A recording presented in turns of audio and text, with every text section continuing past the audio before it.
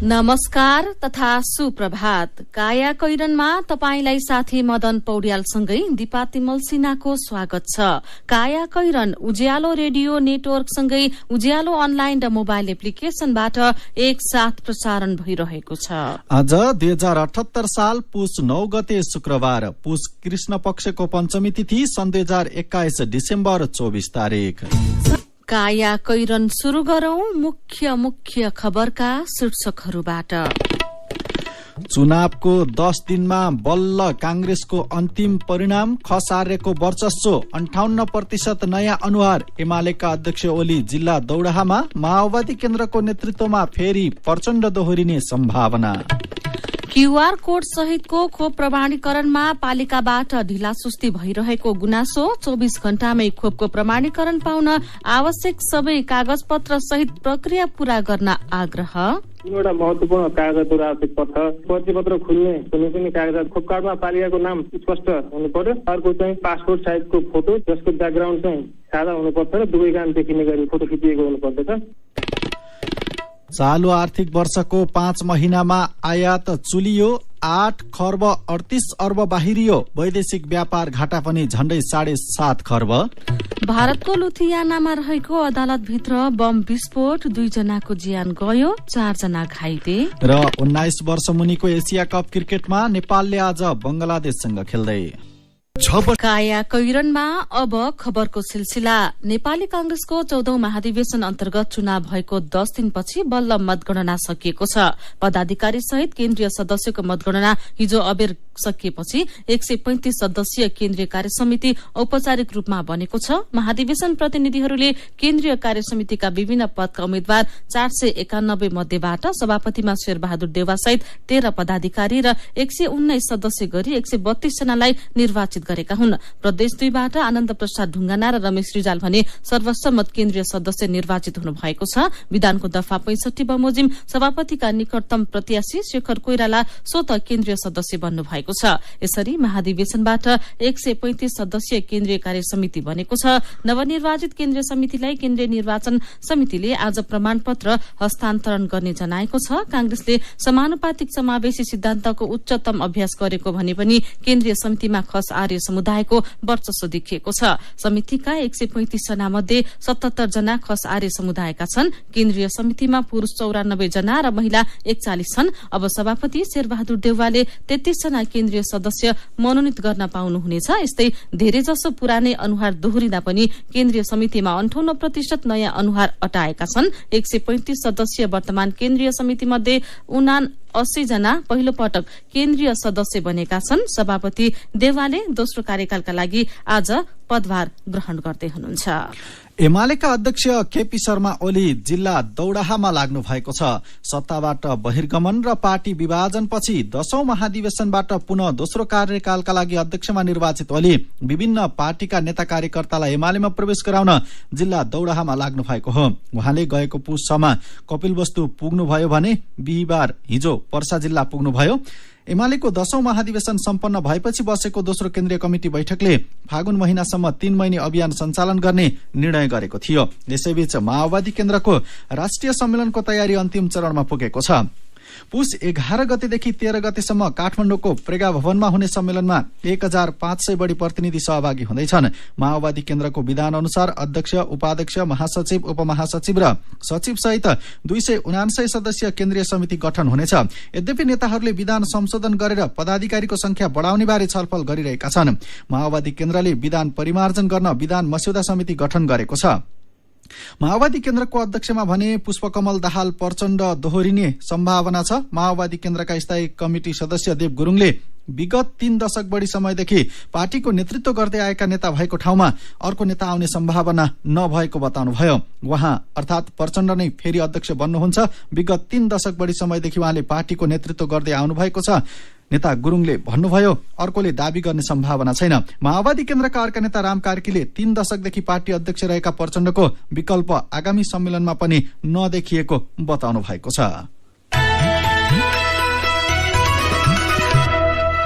नेपालमा आगामी चुनावबाट विद्युतीय मतदानलाई निरन्तरता दिने उद्देश्यका साथ निर्वाचन आयोगले तयारी थालेको छ। अहिलेको डिजिटल युगमा नेपाल र नेपाल बाहिर भएका नेपाली नागरिकको मतलाई समेट्ने गरी विद्युतीय मतदानको तयारी थालिएको हो। आएका सचिव गोकर्णमणि दुवाडीले सहज र विश्वसनीय परिणामका लागि विद्युतीय मतदानको पहल थालेको बताउनुभयो। उहाँका अनुसार यसपालि विदेशमा रहेका नेपाली नागरिकको मताधिकार समेत सुरक्षित गर्ने उद्देश्यका साथ विद्युतीय मतदानका लागि तयारी थालिएको छ। विदेशमा झण्डै 40 लाख जनसंख्या नेपाली नागरिक छन्। यस वर्ष भएको जनगणनामा पनि विदेशमा रहेका नेपालीको तथ्याङ्क विद्युतीय प्रविधि मार्फत विदेशमा रहेको कूटनीतिक निकाय मार्फत संकलन गरिएको थियो। कायाकैरनमा कोरोना क्याप्सुलसँगै खबरको सिलसिला बाँकी नै छ, सुन्दै गर्नुहोला। उज्यालो रेडियो नेटवर्कसँगै उज्यालो अनलाइन र मोबाइल एप्लिकेशनमा प्रसारण भइरहेको कायाकैरनमा तपाईंलाई फेरि स्वागत छ। यतिन्जेल हामीले चुनावको 10 दिनमा बल्ल कांग्रेसको अन्तिम परिणाम, खस आर्यको वर्चस्व, एमाले पार्टी प्रवेश गराउने 3 महिने अभियानमा माओवादी केन्द्रको नेतृत्वमा फेरि प्रचण्ड दोहोरिने सम्भावना, आगामी चुनावमा विद्युतीय मतदान गर्ने निर्वाचन आयोगको तयारी लगायतका खबर प्रस्तुत गर्यौं। कायाकैरनमा अब कोरोना क्याप्सुल, साथमा हुनुहुन्छ गोपाल गुरागाई।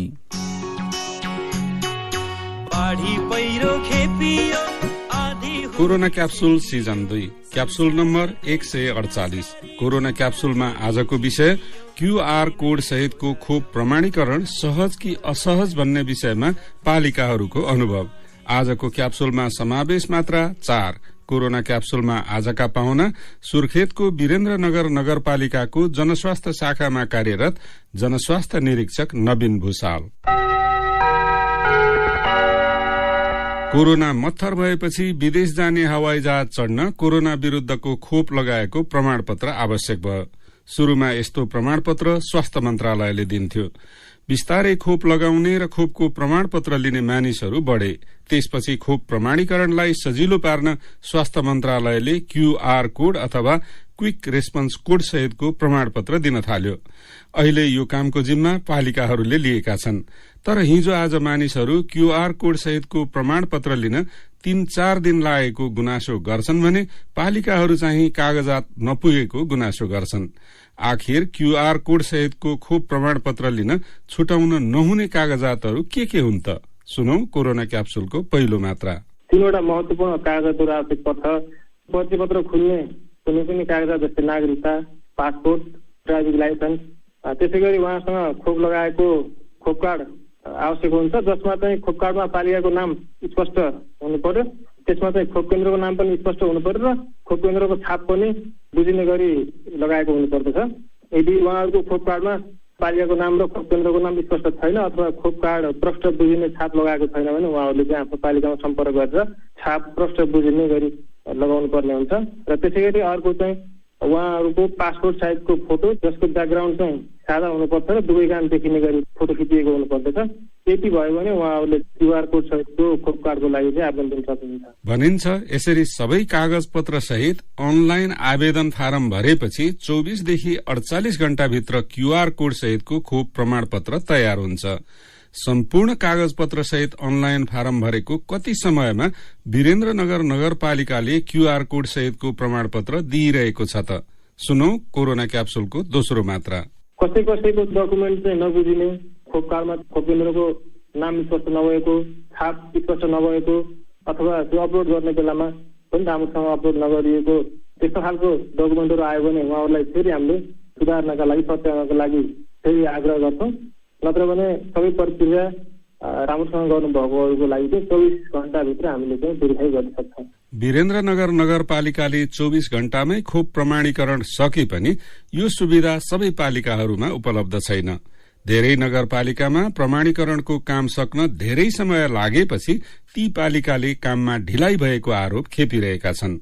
ढिलो भएको आरोप लागेका पालिकाहरूले खोप प्रमाणीकरणको सेवालाई छिटो, छरितो र चुस्त दुरुस्त पार्न के गर्नु पर्ला त? कोरोना क्याप्सुलको तेस्रो मात्रा पालिकाहरूको जानकारीका लागि। खासै त्यति गाह्रो अप्ठ्यारो काम चाहिँ होइन। अब कि त पालिकामा यो टेक्निकल नलेजको त्यसले गर्दाखेरि पनि केही ढिला भएको होला, नत्र भने मेरो अनुभवमा दिनमा चाहिँ 30 देखि 40 जनाको निवेदनलाई चाहिँ उहाँहरूको डकुमेन्ट हेरेर उहाँहरूको विवरण हेरेर भेरिफाई गर्न खासै त्यति चाहिँ अप्ठ्यारो हुँदैन। आफूले निवेदन दिएको 24 घण्टाभित्र चाहिँ आफ्नो खोपबाट प्राप्त गर्न सक्नुहुन्छ। एकपल्ट कोभिसिल्ड र अर्कोपल्ट अस्ट्राजेनेका खोप लगाएका कतिपय मानिसले क्यूआर कोड सहितको खोप प्रमाणपत्र लिने सिलसिलामा अप्ठ्यारो परेको गुनासो गरेका छन्। यसरी पहिलो वा दोस्रो खोप अस्ट्राजेनेका वा कोभिसिल्ड लगाएर क्यूआर कोड सहितको प्रमाणपत्र लिन आवेदन दिँदा प्रमाणपत्र दिन कुनै अप्ठ्यारो पर्ला त? सुनौ कोरोना क्याप्सुलको चौथो तथा अन्तिम मात्रा। एस्ट्राजेनेका र कोभिसिल्ड चाहिँ भ्याक्सिन एउटै हो। पहिलो डोज एस्ट्राजेनेका लगाएकोहरूले चाहिँ दोस्रो डोजमा कोभिसिल्ड लगाउन सक्नुहुन्छ। हाम्रो पालिकाबाट पनि यो सेवा चाहिँ दिइरहेका छौँ। त्यति गाह्रो हुँदैन। उहाँहरूले चाहिँ एस्ट्राजेनेका र कोभिसिल्ड दुवै खोप लगाएकोहरूलाई पनि हामीले चाहिँ भेरिफाई गरिदिन्छौँ। त्यसमा समस्या केही पनि हुँदैन। पालिकाहरूले दिन थालेको क्यूआर कोड अथवा क्विक रेस्पोन्स कोड सहितको खोपको प्रमाणपत्र बनाउँदा सिकेका जानकारी र आफूले गर्दै आएको कामका अनुभवका मात्राहरूको लागि वीरेन्द्रनगर नगरपालिकाको जनस्वास्थ्य शाखाका जनस्वास्थ्य निरीक्षक नवीन भूषाललाई धन्यवाद र कोरोना क्याप्सुल सुन्नु भएकोमा तपाईलाई पनि धन्यवाद। लौ त कोरोनाको अर्को क्याप्सुलमा फेरि भेटौँला।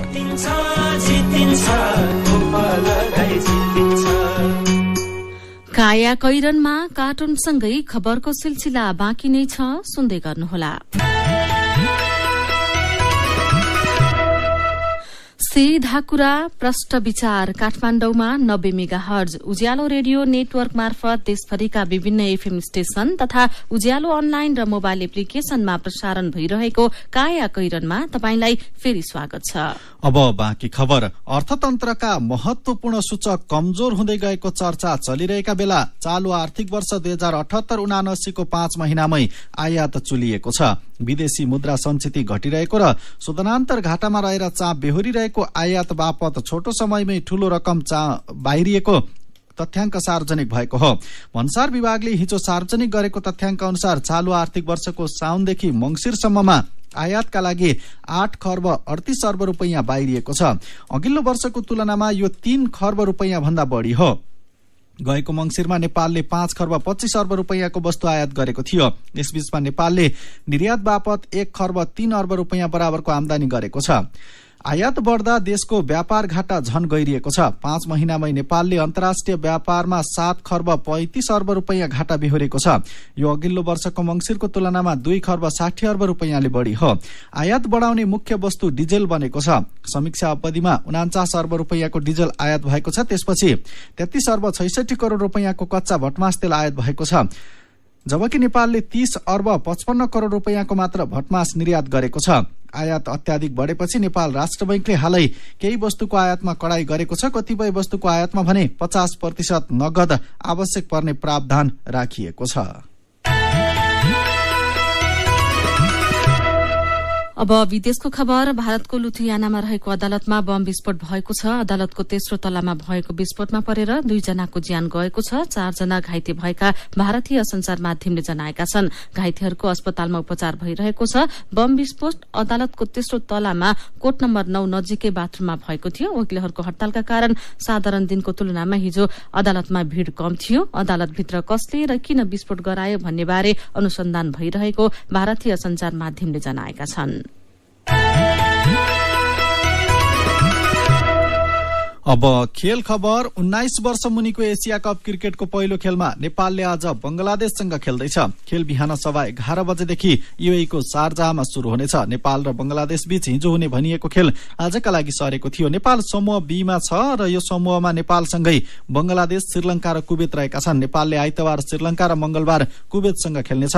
समूह ए मा आयोजक यूएई, भारत, पाकिस्तान र अफगानिस्तान छन्। हिजो भएका खेलमा भारत, पाकिस्तान र श्रीलंकाले विजयी शुरूआत गरेका छन्। भारतले यूएई 145 रन, श्रीलंकाले कुवेतलाई 274 रन र पाकिस्तानले अफगानिस्तानलाई 4 विकेटले हराउँदै विजयी शुरूआत गरेका हुन्। भारत, श्रीलंका र पाकिस्तानको अंक तालिकामा 2-2 अंक भएको छ। दुवै समूहबाट शीर्ष 2 टोली सेमिफाइनलमा प्रवेश गर्नेछन्। साबिक विजेता नेपाली महिला भलिबल टोलीले AVC Asian central John volleyball प्रतियोगिता अन्तर्गत श्रीलंकामाथि कठिन जित हात पारेको छ। नेपालले प्रतिस्पर्धात्मक 3-2 को सेटमा हिजो श्रीलंकालाई हराएको हो। यस्तै पुरूषतर्फको खेलमा भने नेपाल आयोजक बंगलादेशसँग 3-0 को सोझो सेटमा पराजित भएको छ। अब केही खबर संक्षेपमा। कोविड संक्रमणका कारण गम्भीर बिरामी भएका अर्थात अस्पताल भर्ना भएका हरेक 100 जना मध्ये 1 जनामा मस्तिष्क सम्बन्धी समस्या देखिएको अध्ययनले देखाएको छ। कतार सरकारले विदेशी श्रमिकको तलब वृद्धि गरेको छ। कतार सरकारले 1000 रियल भन्दा कम पारिश्रमिक भएका आप्रवासी श्रमिकको पारिश्रमिकमा 1000 रियलले वृद्धि गरेको हो।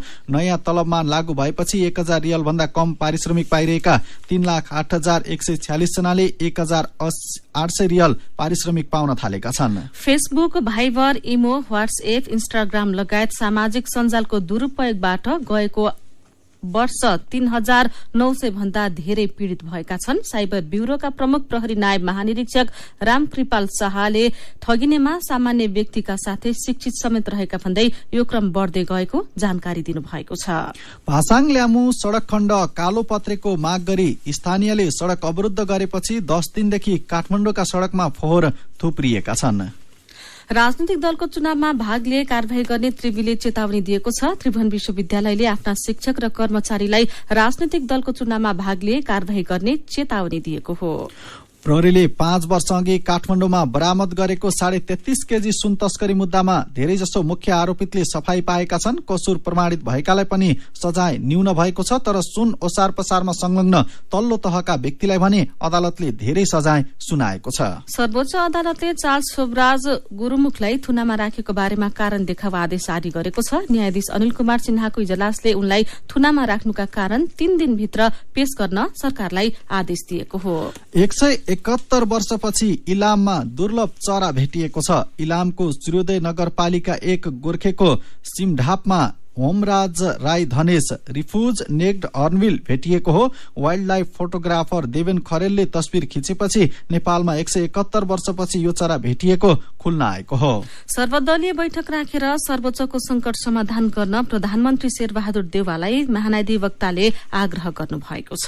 उखुको न्यूनतम समर्थन मूल्य निर्धारण गर्न कृषि तथा पशुपक्षी विकास मन्त्री महेन्द्र राय यादवको उपस्थितिमा दिनौं जसो छलफल भए पनि ठोस निष्कर्ष निस्किएको छैन। पुस पहिलो हप्ता बित्दा पनि मूल्य निर्धारण नहुँदा किसानका उखु बारीमै सुक्न थालेका छन् भने मिल समेत सञ्चालन हुन सकेका छैनन्। मूल्य बढाउन मन्त्री यादव र मन्त्रालयका कर्मचारीहरू तयार नभएको किसानहरूको गुनासो छ। र नेपालमा फेरि कोरोना भाइरसको संक्रमण बढ्दै गएको छ। काया कैरनमा अब पालो उखानको। दुःखको मानु सुखको निन्द्रा। उज्यालो रेडियो नेटवर्कबाट प्रसारण भइरहेको काया कैरन सक्नु अघि मुख्य खबर फेरि एकपटक। चुनावको 10 दिनमा बल्ल कांग्रेसको अन्तिम परिणाम। खस आर्यको वर्चस्व 58% नयाँ अनुहार। एमालेका अध्यक्ष ओली जिल्ला दौडहामा माओवादी केन्द्रको नेतृत्वमा फेरि प्रचण्ड दोहोरिने सम्भावना। क्यूआर कोड सहितको खोप प्रमाणीकरणमा पालिकाबाट ढिलासुस्ती भइरहेको गुनासो। 24 घण्टामै खोपको प्रमाणपत्र पाउन आवश्यक सबै कागज पत्र सहित प्रक्रिया पूरा गर्न आग्रह।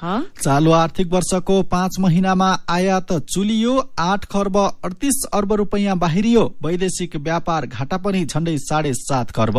भारतको लुथियानामा रहेको अदालतभित्र बम विस्फोट। 2 जनाको ज्यान गयो, 4 जना घाइते। र 19 वर्ष मुनिको एसिया कप क्रिकेटमा नेपालले आज बंगलादेशसँग खेल्दै।